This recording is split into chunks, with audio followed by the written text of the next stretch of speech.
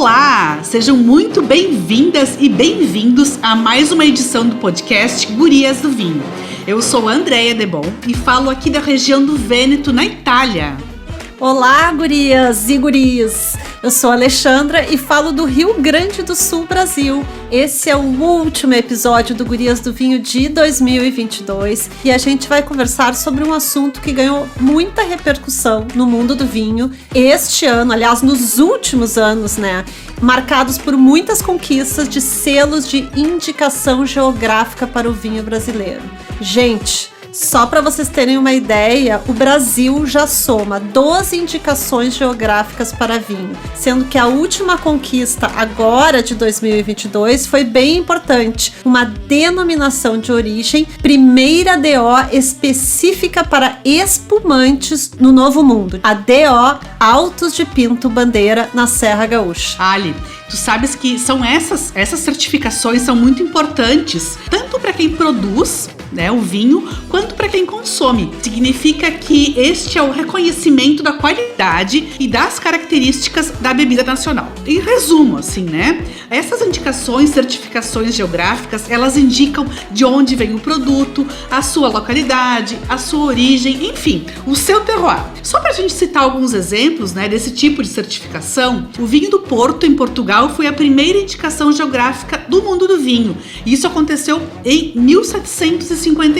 Nós podemos aqui citar também Champagne, na França, Rioja, na Espanha, Barolo, aqui na Itália, e Chianti, também aqui na Itália, Bordeaux, na França, entre outros. No Brasil, uma lei regulamentou as indicações geográficas a partir de 1996. Pois é, Andrea. E para descomplicar um pouco esse tema, porque ele parece assim bem difícil, né? Na verdade, ele é um pouco complicado. Então, o tema da indicação geográfica do vinho brasileiro, o ideal é a gente pensar que ela também se aplica para produtos que a gente conhece também. Não é só para vinho. Essas indicações geográficas, elas funcionam para o queijo, para o chocolate, para o café, até para nossa cachaça. Bom, então eu acho que vamos começar, né, Ali, fazendo o nosso primeiro brinde. Porque vamos já brindar, porque se a gente sabe que é uma conquista para o vinho brasileiro, então a gente precisa fazer um tchim-tchim. Vamos ao nosso primeiro brinde. Tchim-tchim. Tchim-tchim, as 12 indicações geográficas do vinho brasileiro. Beleza. Então, não pensem vocês que vamos nos aventurar sozinha a falar sobre esse tema tão rico e amplo para o vinho brasileiro. Para saber mais sobre a importância dessas certificações, a gente tem hoje uma super convidada. Quem é ela, Andrea? Ali, a convidada desse episódio é uma guria que é super entendida do assunto porque ela convive com pesquisadores, com especialistas no assunto, que são pessoas que, de fato, vão a fundo nesse tema. E a gente convidou, então, para participar do nosso podcast, a jornalista da Embrapa Uva e Vinho, que é a instituição, como eu comentei, responsável por muitas pesquisas do setor vitivinícola, que é a Viviane Zanella. Seja muito bem-vinda, minha amiga Viviane Zanella. Bem-vinda, Vivi! Oi, gente, bom dia, obrigada, gurias, um grande prazer estar aqui com vocês falando assim de uma temática que é tão importante pra gente, pra todo o vinho brasileiro, né? E a Vivi tá na Embrapa Uva e Vinho há 20 anos, né, Vivi? Isso aí, há 20 anos. Quando eu cheguei aqui na unidade, já tinha sido concedida a primeira indicação lá pro Vale dos Vinhedos, mas a partir daí eu pude acompanhar toda essa movimentação e ajudar na divulgação, né, de todas as conquistas que a gente veio tendo ao longo desse período. Eu não sei, Andrea, mas eu acho que antes de a gente entrar no tema das indicações geográficas, a gente podia pedir para ela explicar um pouco o que é a Embrapa. Eu acho que sim, né? Com certeza, Claro que sim, gurias. A Embrapa é a Empresa Brasileira de Pesquisa Agropecuária. Nós somos ligados ao Ministério da Agricultura, Pecuária e Abastecimento e temos como função fazer uma série de pesquisas por todo o Brasil. A nossa sede fica em Brasília e em todos os estados nós temos unidades da Embrapa que trabalham com produtos ou temas específicos. A nossa unidade é a Embrapa Uva e Vinho, a nossa sede fica aqui em Bento Gonçalves, no Rio Grande do Sul. Nós temos uma estação experimental em Jales, em São Paulo, e outra também em Vacaria, mas nós temos diversos trabalhos de pesquisa por todo o Brasil, trabalhando desde a viticultura tropical, viticultura de inverno e até aqui a de clima temperado, que é a mais tradicional. Ótimo, então sim, a Embrapa é uma instituição super reconhecida também, né? E para as pessoas, por exemplo, a Embrapa também ela faz pesquisas com novas variedades de uvas, né? Então, algumas variedades, por exemplo, sem a sementinha dentro, né? É porque são modificadas geneticamente pelo laboratório da Embrapa, né, Vivi? Na verdade funciona assim. Aqui na unidade nós temos uma série de linhas de pesquisa, né? E nessas linhas de pesquisa, a gente tem, por exemplo, assim, um dos nossos carros-chefes é exatamente o nosso programa de melhoramento genético, como disse a Andréia. E nós temos 3 linhas. A primeira é que trabalha com essa viticultura de mesa, que é no desenvolvimento de cultivares, né, sem sementes, que é a grande maioria que está se buscando, né, que o mercado está querendo. E também nós temos outras 2 linhas, que é para cultivares para vinho e outras para sucos de uva. Por exemplo, a elaboração de suco de uva na região semiárida só foi possível, viável economicamente, em função das cultivares Magna e Isabel Precoce, que garantiram essa produção. E o legal dessa produção lá nessa região mais tropical é que tu consegue produzir uva todos os dias, né? Tu maneja a videira com questão de irrigação, enfim, e alguns processos, e tu consegue fazer a tua colheita escalonada dependendo do que você precisa no mercado. Ótimo. Bom, Alexandra. E gurias, deixa eu só comentar mais uma outra coisa, né? Não é só o programa de melhoramento genético, a gente tem várias e várias linhas de pesquisas, assim, são 42 pesquisadores que nós temos, né? Então são diferentes atuações e, claro, daí tem as indicações geográficas, que vai ser o nosso tema de hoje, que também a gente tem uma atuação super forte, que é muito importante aqui para os vinhos, né? Eu tenho uma outra pergunta, mas eu vou começar pela pergunta principal para quem tá nos ouvindo, porque às vezes, né, eu mesma, eu sei o que é uma indicação geográfica porque a gente estudou isso num curso de sommelier, mas a maioria das pessoas não tem muita noção. Então, eu queria que tu contasse do teu jeito aí o que é uma indicação, que são essas indicações geográficas de uma forma bem simples e como é que elas chegam até a Embrapa, né? Elas partem da Embrapa ou não? Elas partem do grupo daquela região e que encaminham um processo junto à Embrapa. Então, começando, parte 1. O que são as indicações? Então, vamos lá. Parte 1. Bom, o conceito de indicações geográficas, começou aqui na unidade, um pesquisador nosso, Jorge Tonieto, que assim, é um ícone, assim, quando se fala de indicações geográficas, foi ele que trouxe o conceito, né? Ele foi para França, fez o doutorado dele, teve conhecimento, quando ele retornou, ele achou que tinha espaço para fazer isso, e conversou com o pessoal ali do Vale dos Vinhedos e fez a proposta, enfim, e o pessoal aceitou, né? Então, assim, sempre a primeira coisa que para começar um processo de indicações geográficas, tu precisa ter os produtores organizados numa associação. Porque o que é? Não é um produtor que ganha, é uma associação, é um conjunto de produtores, né? No nosso caso, mais vinícolas, por exemplo. E daí essas vinícolas, elas têm vários caminhos que elas precisam fazer. Mas o principal é que tu sabe que tu tem um produto que vale a pena ter esse certificado, né? Que é um produto que ele é reconhecido ou é de qualidade. E tu tem que fazer todo um trabalho, por exemplo, no vinho, tem que estudar solo, clima, quais são as variedades de uva mais adaptadas, quais os melhores processos de elaboração, quanto que eu posso produzir a cada parreira de uva, né? Então é todo um processo super complexo, onde tu tem que fazer todo um estudo detalhado e a partir daí tu tem que ir determinando, o melhor vinho aqui para essa minha região, são vinhos tintos, ou são o mais típico, por exemplo, lá em Farroupilha a gente são os moscatéis. Então, a partir daí, tu vai trabalhar em toda a caracterização desses produtos, tu vai fazer degustação dos vinhos, fazer toda essa caracterização e a partir daí montar um dossiê que é submetido lá ao Instituto da Propriedade Industrial para se conseguir essa certificação. né? Mas na verdade, assim, a indicação geográfica, ela transcende, ela não é só assim tu ter um produto com selo. Na verdade, ele ajuda a fazer toda uma organização coletiva dos produtores daquela região. E além de trazer um produto certificado, ele ajuda a fazer todo um estímulo assim à economia local, porque daí tu tem, chama atenção aquele vinho, daí tu tem um restaurante que tu monta do lado, porque as pessoas vêm para conhecer o vinho, mas aí já vão se alimentar, ou um hotel para poder passar a noite, enfim, movimenta todo o ecossistema, né, que a gente chama relacionado a esse vinho. Eu não sei se ficou clara a explicação, se tu quer que eu detalhe mais alguma coisa. Não, eu acho que é isso. Eu fico pensando assim, ó, eu acho que uma indicação geográfica, ela é uma afirmação, por exemplo, se aquela área, ela é boa naquilo.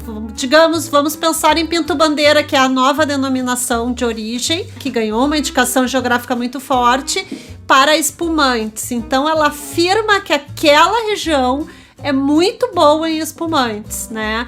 Então, ela ajuda com que aquela região, eu dizendo isso, com que todo mundo que tá naquela região fortaleça o espumante, não erre fazendo outra... Não é que não erre, mas ela podia ir para outro caminho e produzir vinho tinto, não sei, suco de uva.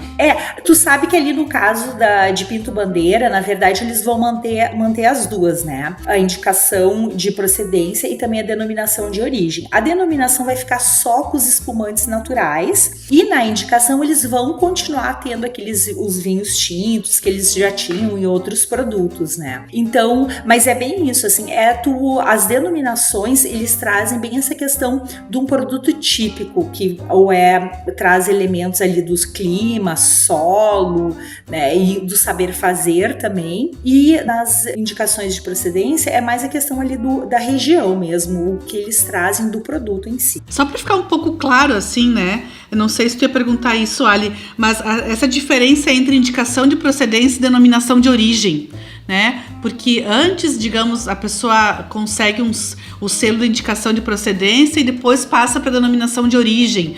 Qual que é a diferença entre elas?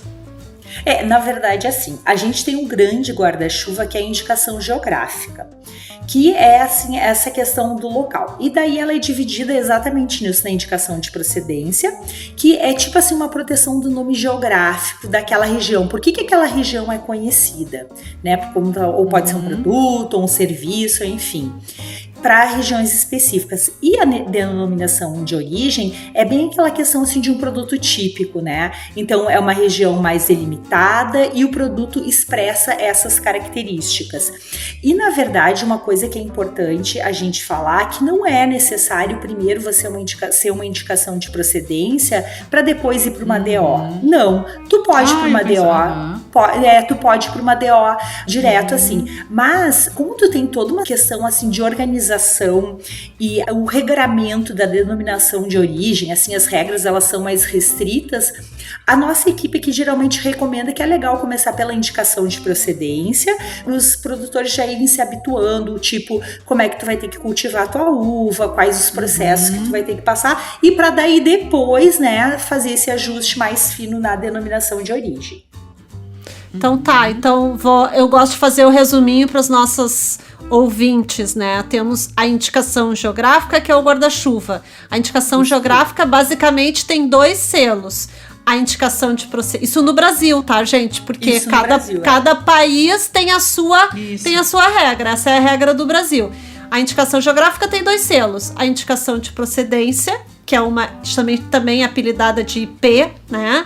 E a denominação de origem, que é um pouco mais restrita, que é a DO, né? Hoje no Brasil temos apenas 2 DOs para vinho, né? E 10 indicações de procedência para o vinho também. Então temos muito mais IPs, né? E uma coisa, gurias, que é importante dizer é que o sistema que a gente adotou aqui no Brasil de indicação de procedência, ele é semelhante ao europeu, ao francês, que ele é bastante rígido. Tem alguns outros países no qual ele é mais flexível, né? Que o produto, é um produto com indicação de procedência, mas ele não tem todo esse regramento, é mais facilitado. Não controlam, por exemplo, a questão quantidade de uva que tu vai produzir ou processo de elaboração. Então isso é um grande diferencial dos vinhos brasileiros certificados. Uhum. E como é que o consumidor pode reconhecer, né, esses produtos quando for comprar, né? Isso aí. São utilizados selos, é isso, né, Vivi?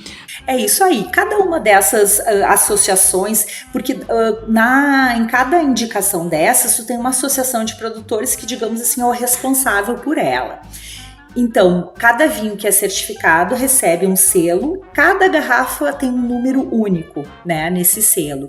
E ele pode ser um selo aplicado ou, geralmente, na denominação de origem, ele já vem impresso no contrarótulo ou no rótulo. Cada indicação tem autonomia para definir isso, tá? Se vai botar em mais... Cada uma tem a sua marca.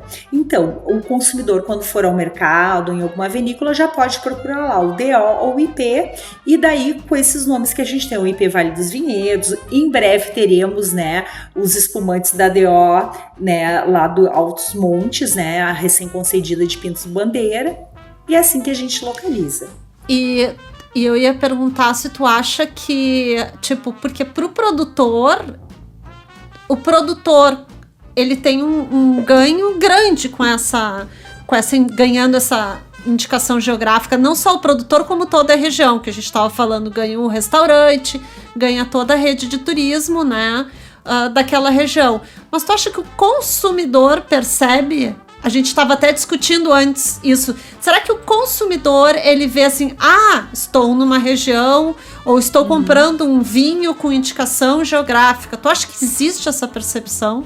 Olha, isso é uma ótima questão, né? Eu acredito que, assim, o Vale dos Vinhedos já está super consolidado, né? Então, as pessoas, quando ouvem falar em Vale dos Vinhedos, que foi o nosso primeiríssimo, né, ao ter tanto a indicação de procedência como a denominação, ele, assim, é super reconhecido e coisa e tal, pela qualidade dos vinhos.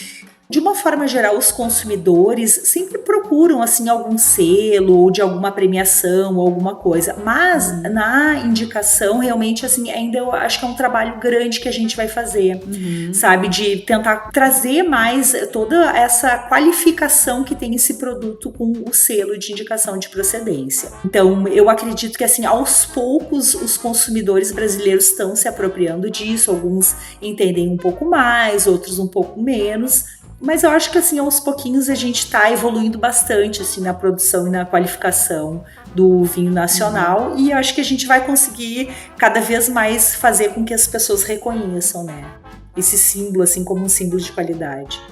Por falar em Vale dos Vinhedos, a primeira indicação de procedência do Brasil, ela foi lá dos vinhos, no caso, ela foi lá pro Vale dos Vinhedos, né? Isso foi... A indicação de procedência, ela foi em 2002, é isso? Isso aí, foi em 2002. Foi a primeiríssima no Brasil, assim, teve uma super repercussão. E depois, 10 anos depois, eles conquistaram a denominação de origem. E assim, mudou completamente aqui o Vale dos Vinhedos, né, ao longo desse período, né? Ele cresceu, assim, tá uma rota consolidada, com vários atrativos. E o legal é que, assim, a Associação dos Produtores, ela geralmente inicia com quem tem vinícola em busca dessa certificação, mas depois ela pode ir ampliando, né? Então, agora, hoje em dia, a rede hoteleira faz parte, hotéis, pousadas, enfim, todas as empresas, né, daquela região.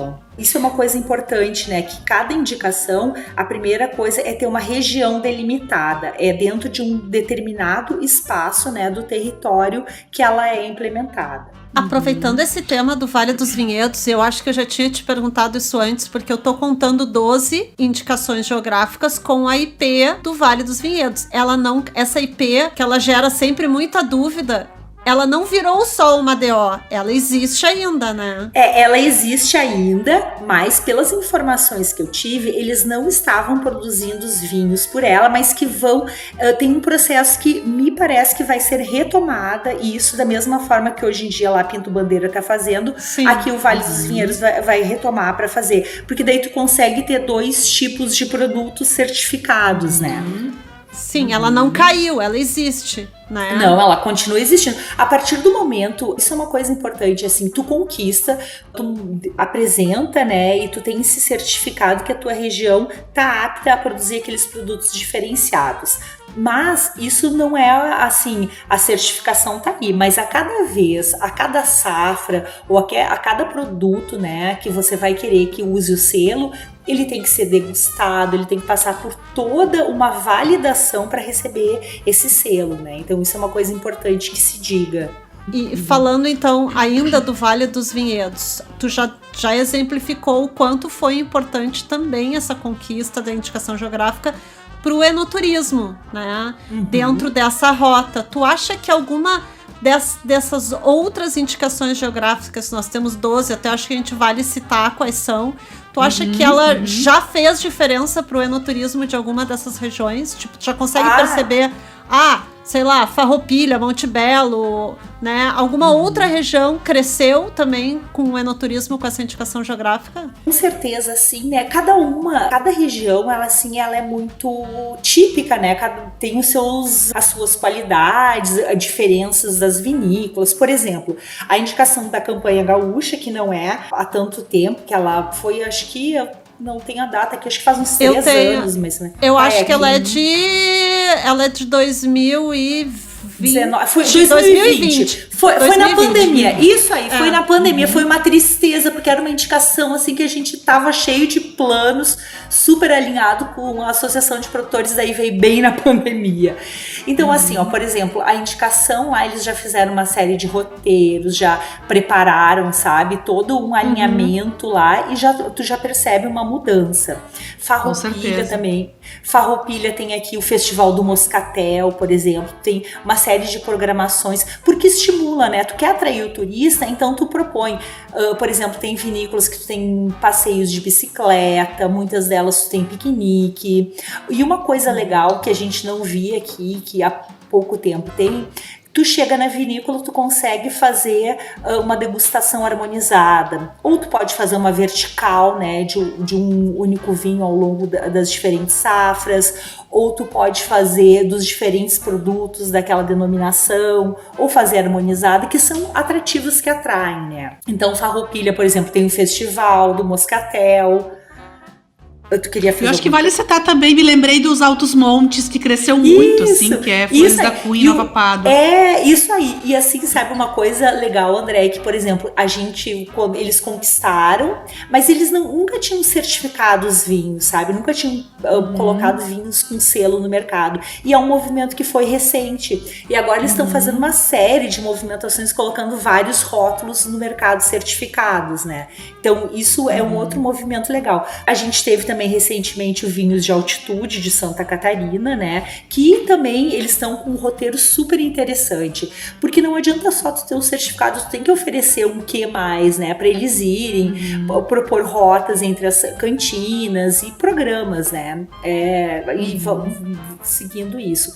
O Vale do São Francisco, que também recentemente recebeu, agora no início de novembro. Eu ia dizer, as de 2022, as novidades de 2022 foi a do Vale do Rio São Francisco, né?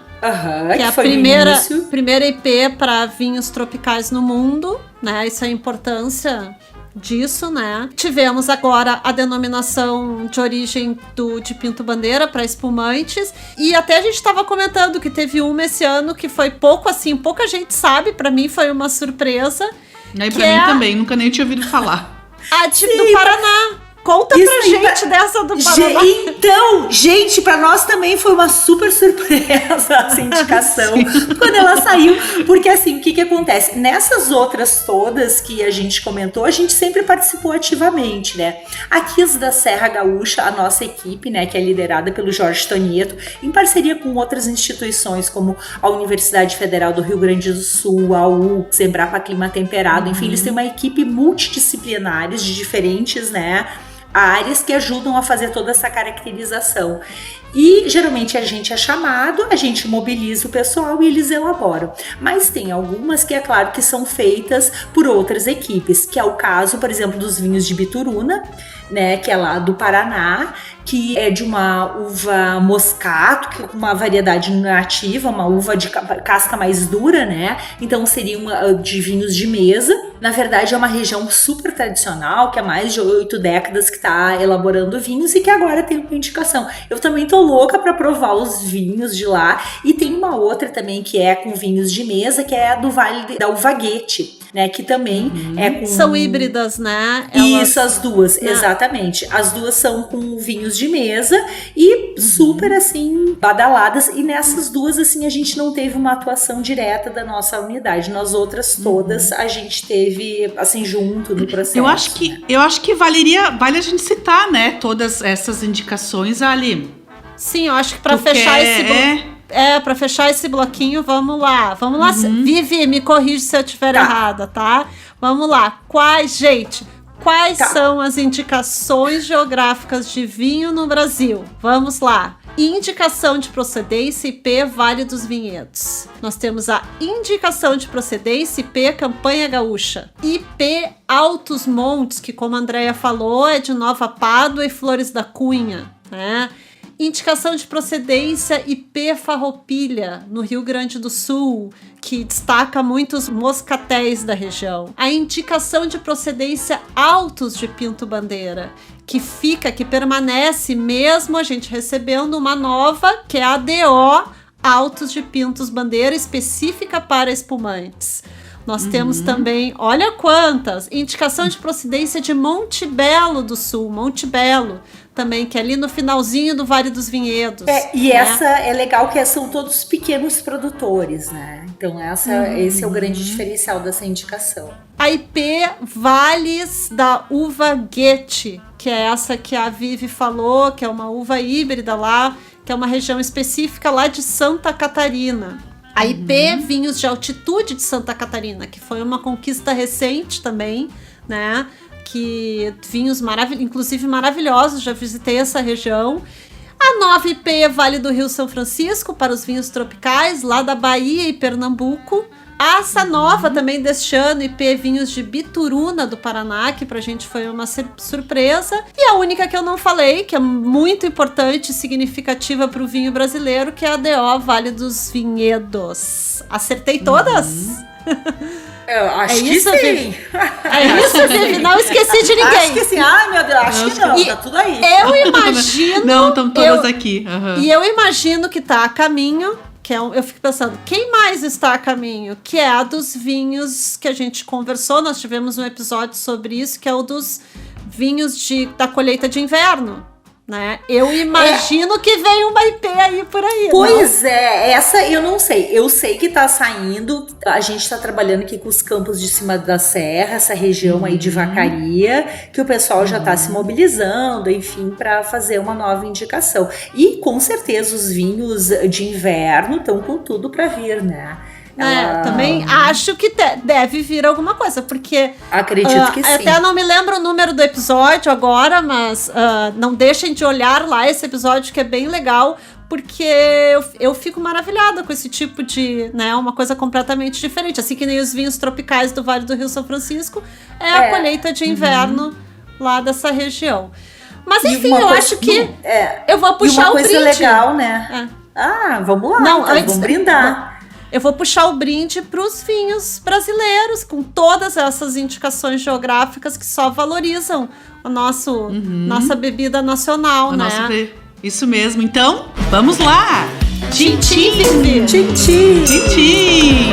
Que legal! Bom, Vivi, tu queria complementar alguma coisa? Eu só queria fazer um último comentário, que o Brasil é o único país do mundo que tem 3 tipos de vitivinicultura, né? Que é de clima temperado, aqui na região sul, essa de vinhos de inverno, mais no centro, e de vinhos tropicais. Então é muito legal, assim, porque é um paraíso, né? Um verdadeiro laboratório aí para os enólogos e para os produtores estarem fazendo vinhos cada vez mais diferenciados e quem sabe, né, conquistando outras indicações também. Isso mesmo. Bom, diante então de todas essas certificações, né, a gente já ergueu a taça, né, e a gente espera que os produtos brasileiros, né, a gente espera e tem certeza, né, que os nossos produtos brasileiros vão ter cada vez mais qualidade e vão ser conhecidos não só no Brasil, mas também no exterior, né. Ali. E a gente ia passar para um outro bloquinho agora, que é o vocabulário do vinho, mas a gente já conversou sobre isso lá no início do nosso episódio. Eu me antecipei. Que a gente iria isso mesmo.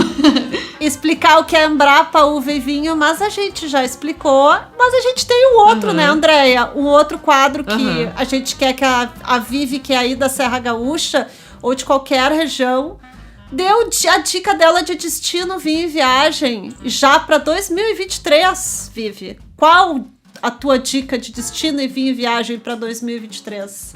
Ai, gente, olha só, eu vou ser meio bairrista agora.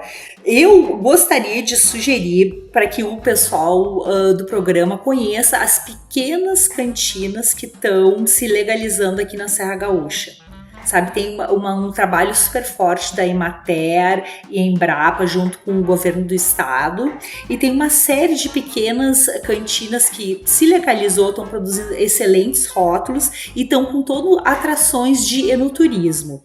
Uma delas, por exemplo, é a Casa Zotes, que recentemente lançando vinho da BRS Bibiana, que é uma cultivar desenvolvida pela Embrapa na Wine South America, que foi super legal assim o projeto. E eles têm uma série de atividades, né? O parreiral, tu pode colher uva, fazer piqueniques, enfim. Eu acho que vale a pena assim fazer um olhar para esses pequenos empreendedores. Onde que fica as Zotes? Fica aqui no Vale dos Vinhedos. Olha, não conheço. Vale a pena. É um casal, é a Daniela e o Juliano. Ele cuida das parreiras e ela é enóloga. Então vale muito a pena, assim. Eles estão com um programa super legal, assim, de visitas. E é legal ver isso também, né?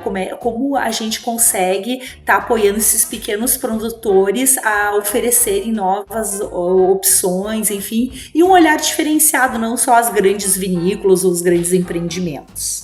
Não, e eu acho que também experiências mais simples, no sentido de vivências da colônia mesmo, sabe? Que eu acho que a gente não pode deixar perder isso, sabe? Porque o vinho não é só o glamour do gramado, com o piquenique, sabe? Mas é a gente poder também ter a oportunidade de fazer uma experiência diferente, conhecendo uma família que é produtora e que vive o dia a dia, né?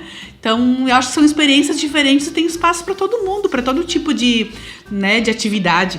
É isso aí. Né? É isso. Bom, então, super dica aí da Vivi, né, para 2023, para 2024, para quando vocês puderem conhecer.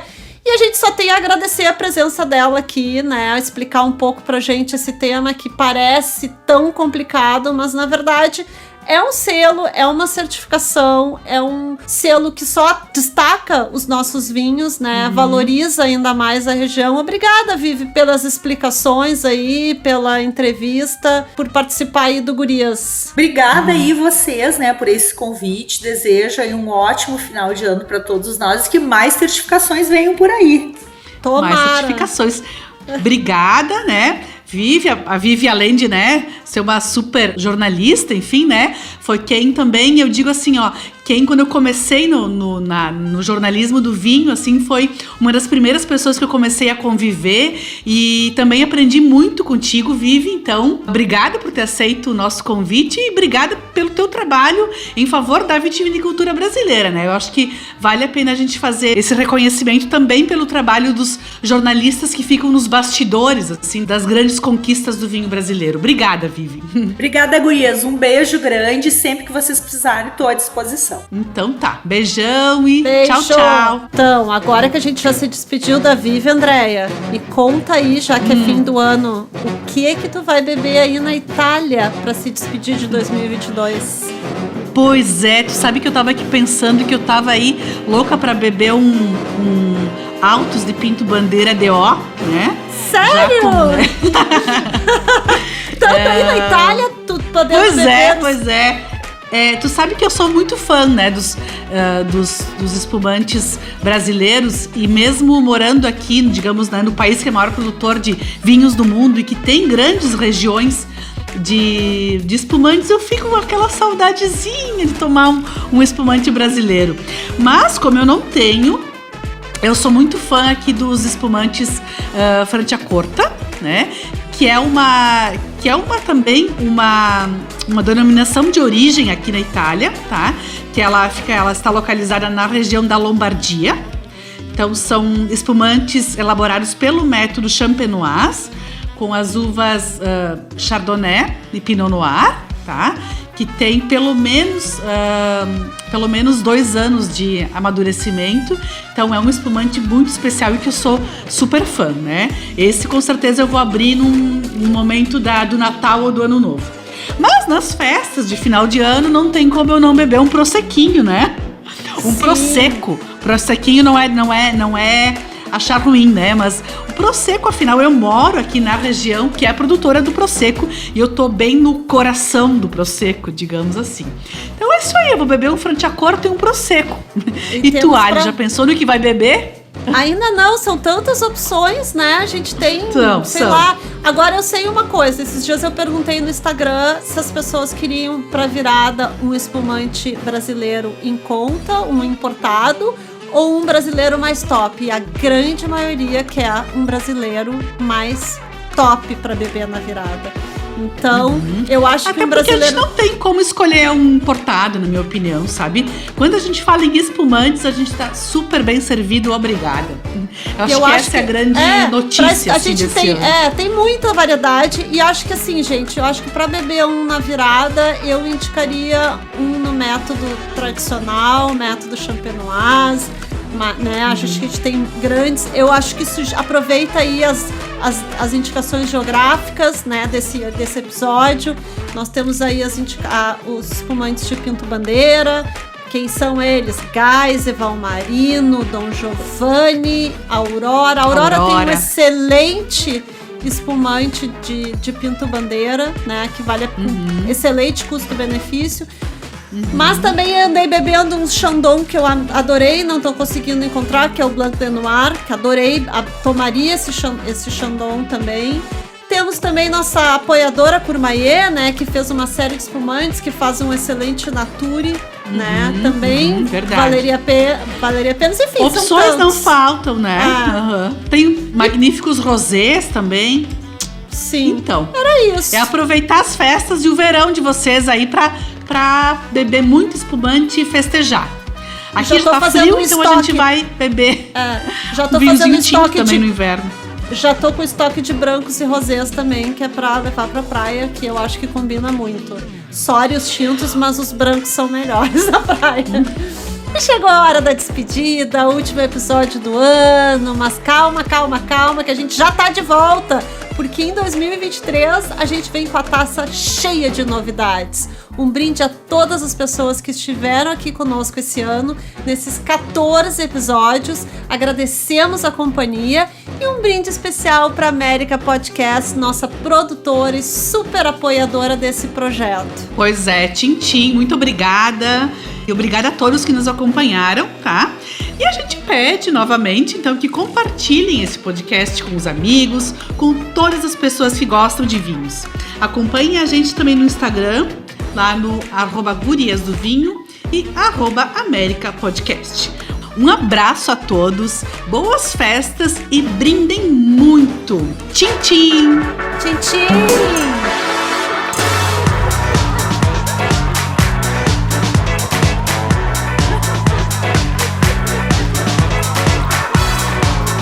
Gurias do Vinho é uma produção América Podcast.